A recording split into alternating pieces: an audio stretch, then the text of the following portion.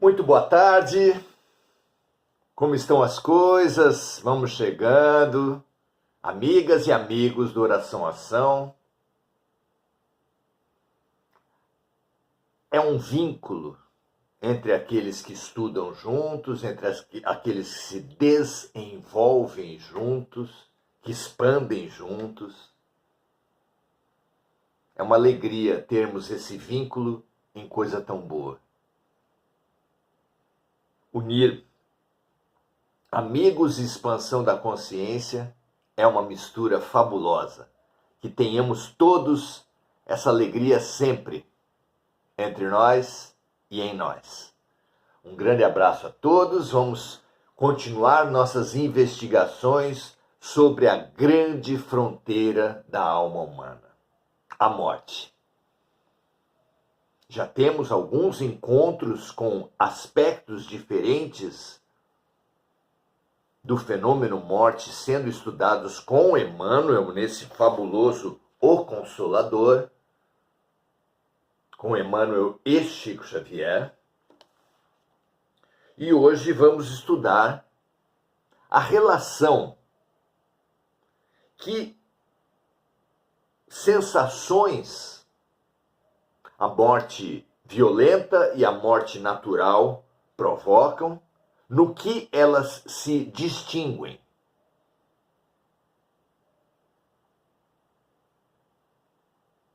Seja para nós mesmos, seja para algum dos entes queridos falecidos, seja para pessoas de nossas relações. É muito importante que tenhamos essa consciência, essa informação, para sabermos nos conduzir na encarnação, na desencarnação e na vida espiritual. Olha que precioso, não é? Vamos lá. Vamos conhecer mais esse aspecto, então, da morte, da desencarnação, porque nós sabemos, mas não pensamos, fugimos do assunto. É uma experiência que todos nós viveremos, mais cedo ou mais tarde. Já que é assim, vivamos com essa experiência com o máximo de informação, o máximo de lucidez, o máximo de coragem. Muito bem. Pergunta 152. A morte violenta proporciona aos desencarnados sensações diversas da chamada morte natural? Para aquele que faz a passagem, é diferente a morte violenta da morte natural? Vejamos a resposta de Emmanuel. A desencarnação por acidentes, os casos fulminantes de desprendimento, proporcionam sensações muito dolorosas à alma desencarnada, em vista da situação de surpresa ante os acontecimentos supremos e irremediáveis. Aqui cabe uma observação que todas as vivências na desencarnação, na vida espiritual e mesmo aqui na Terra, dependem sempre do estágio de evolução daquele que sofre. Já dissemos aqui, citando o exemplo de Joana d'Arc, que aqueles que passam por desencarnações dolorosas, Joana d'Arc passou por uma desencarnação extremamente dolorosa, a morte na fogueira, quando possuem um grande merecimento, como no caso de Joana, sequer sente qualquer dor.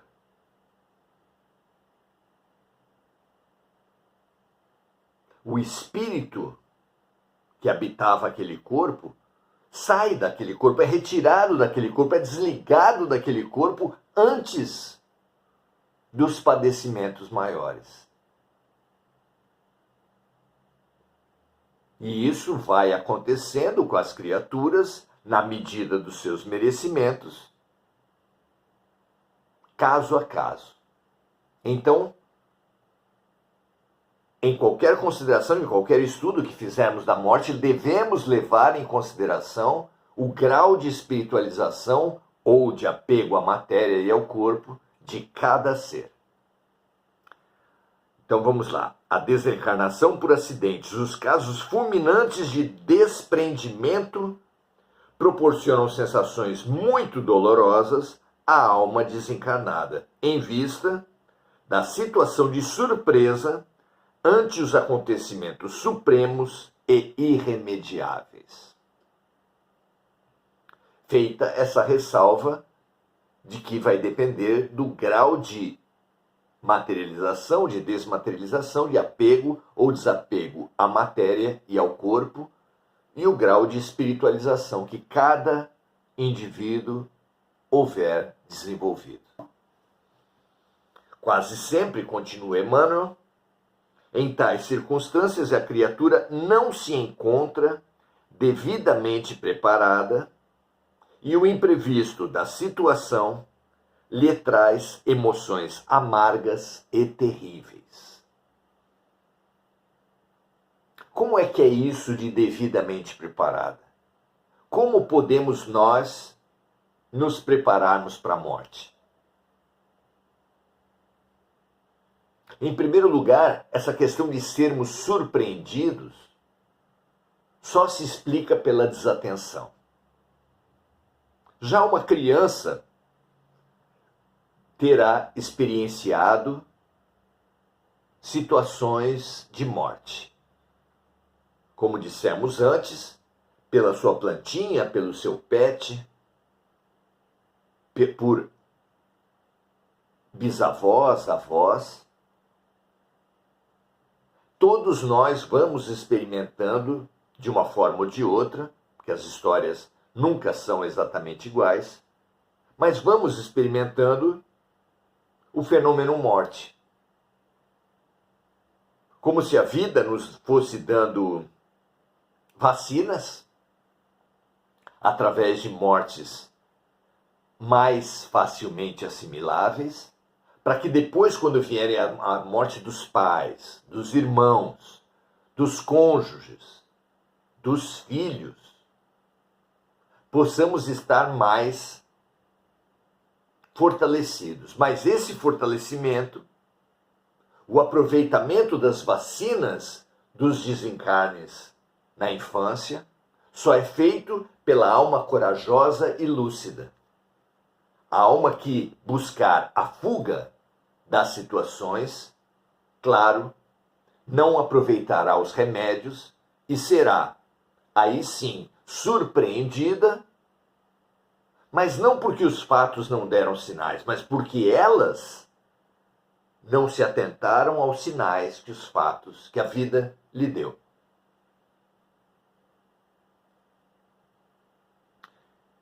Diz Emmanuel que quase sempre, em razão dessa desatenção que nos caracteriza, quase sempre em tais circunstâncias, a criatura não se encontra devidamente preparada e o imprevisto da situação, como podemos falar a rigor de imprevisto, não é? A única previsão segura do futuro de todos nós é a morte. Só pode ser imprevista a morte para nós pela desatenção com a qual nós vivemos a vida.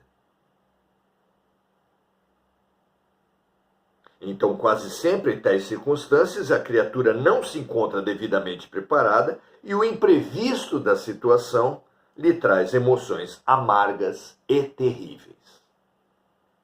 Entretanto, essas surpresas tristes não se verificam para as almas, no caso das enfermidades dolorosas e prolongadas. Então, o falecimento violento, ele foi previsto, quase sempre, no planejamento reencarnatório. A não ser que sejam os casos de suicídio indireto, onde a pessoa morre violentamente em decorrência de expor-se desnecessariamente a riscos absurdos. Mas, quase sempre, a morte vem de acordo com o planejamento reencarnatório de cada um. E, além disso, os anjos da guarda, os espíritos familiares, os espíritos amigos vão nos preparando durante a vigília e particularmente durante o sono para o desenlace que se aproxima. Se, repetimos nós, se a morte vem para nós como uma surpresa, é unicamente pela nossa desatenção. Então diz Emmanuel aqui que essas surpresas tristes não se verificam para as almas no caso das enfermidades dolorosas e prolongadas, em que o coração e o raciocínio se tocam das luzes das meditações sadias, observando as ilusões e os prejuízos do excessivo apego à terra, sendo justo considerarmos a utilidade e a necessidade das dores físicas nesse particular, porquanto somente com o seu concurso precioso pode o homem alijar o fardo de suas impressões nocivas do mundo, para penetrar tranquilamente os umbrais da vida do infinito.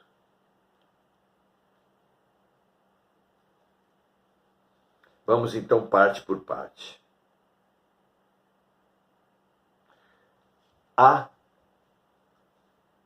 doença prolongada, como o próprio nome diz, ela fornece ao espírito tempo para a absorção e para a assimilação da proximidade da morte. Por exemplo, quem está no hospital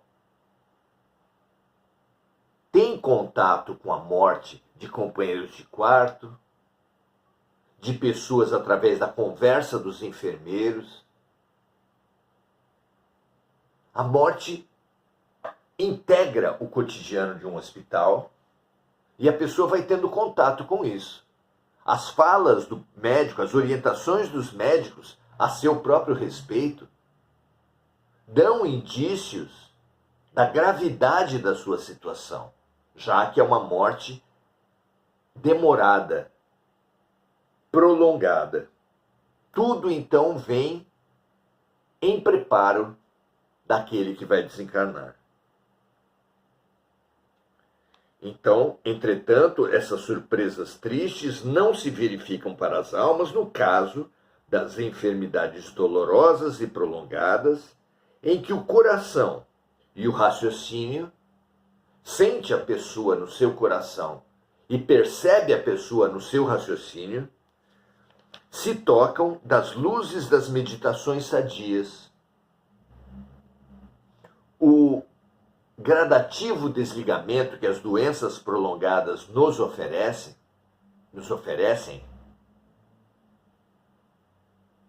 ele propicia uma maior sensibilidade, ele franqueia mais liberdade à atuação dos mentores espirituais, de forma que as intuições, as percepções, as visões de parentes ou queridos que nos antecederam na passagem. Tudo isso muitas pessoas vai experimentando e tudo isso, é claro, vai sinalizando, vai preparando o doente para o seu desenlace.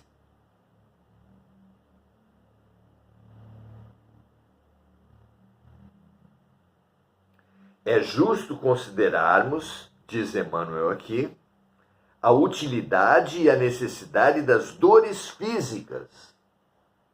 A dor física extrema é outro poderoso sinal no quadro das doenças prolongadas que ajuda o espírito a perceber a proximidade da morte e assimilar essa possibilidade,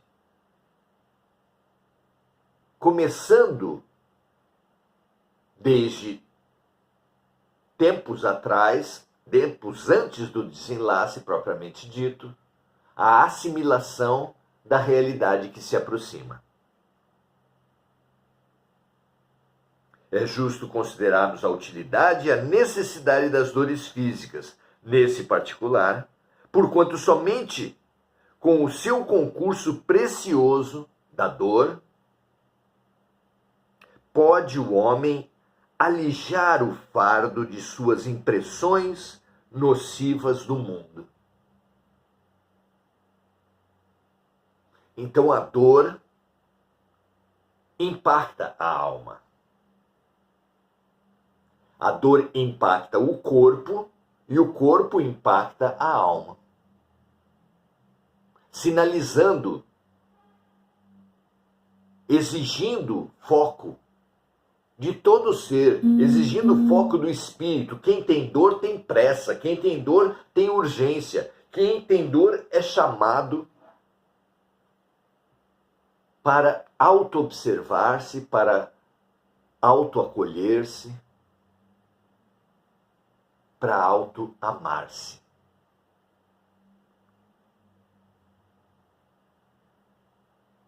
Somente com o concurso precioso da dor pode o homem alijar o fardo de suas impressões nocivas do mundo. O corpo, essa nossa herança animal,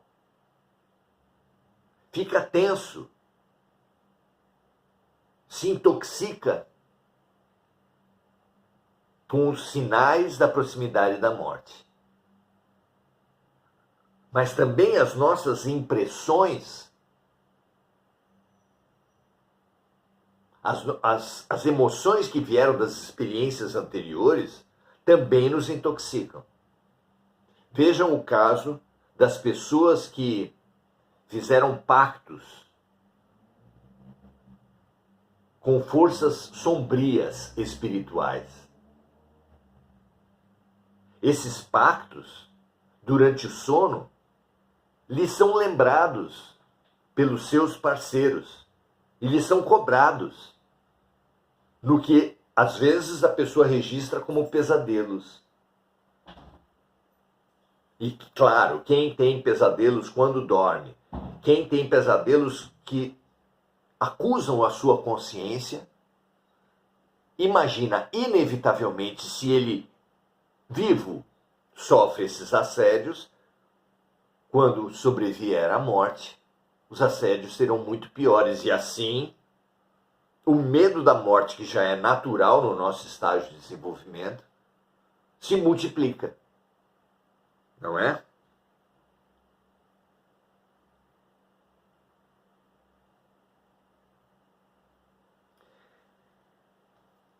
É importante, então, que possamos nos dedicar a processos de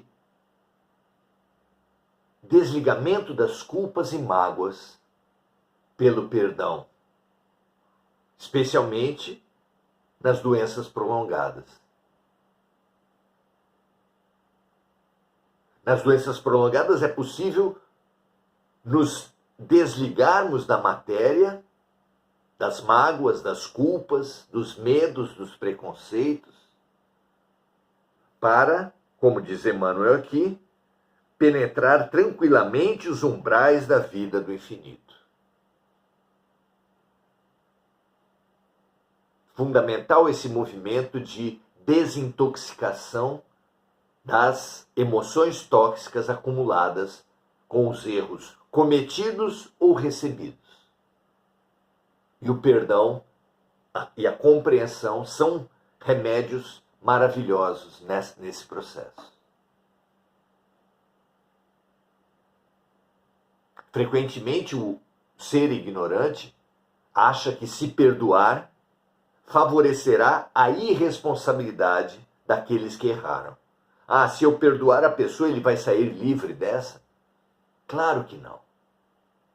Deus é justiça. Tanto quanto Deus é amor, Deus é justiça. As pessoas que precisarem vivenciar as responsabilidades dos seus equívocos vão sempre experimentar vivências dolorosas, consequências dolorosas. Independente do nosso perdão, da nossa compreensão ou não. O perdão não livra aquele que errou. O perdão liberta aquele que sofreu o erro. Então, se você errou com alguém, você sofrerá as consequências do seu erro na medida da necessidade para o seu processo de aprendizado e de cura. Se você sofreu o erro e guardar mágoa, você continuará ligado às trevas que produziram aquele erro. Só se abre ao acerto quem perdoa e compreende. Perceba isso, minha amiga, meu amigo. Pare de repetir como tantos de nós repetem: perdoar é difícil, perdoar é difícil, perdoar é difícil.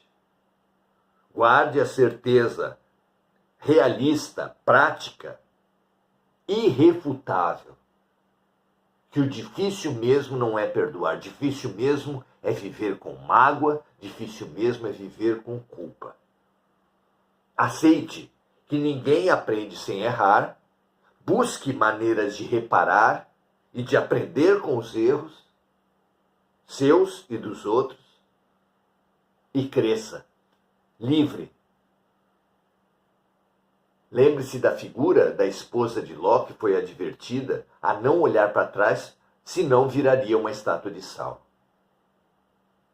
Quem se apega aos erros recebidos ou cometidos, na forma de mágoas ou culpas, torna-se um paralítico espiritual, uma estátua de sal. A libertação, a cura dessa paralisia de alma vem com o avanço da compreensão, com o avanço do perdão. Cure-se, ajude-se, ajuda-te e certamente o céu te ajudará. Muito bem, que essa injeção de ânimo, de informação, de lucidez, banhe toda a humanidade, todos nós tão necessitados de superar o paradigma da culpa e da punição pelo paradigma da responsabilidade e do aprendizado. Mário Martins, dando seu boa noite aqui, Mônica Silva, lembrando dos seus amigos encarnados e desencarnados, que todos os que estão em nossos corações, encarnados e desencarnados, possam receber um pouco dessa luz que hoje aqui nós recebemos, é o nosso desejo.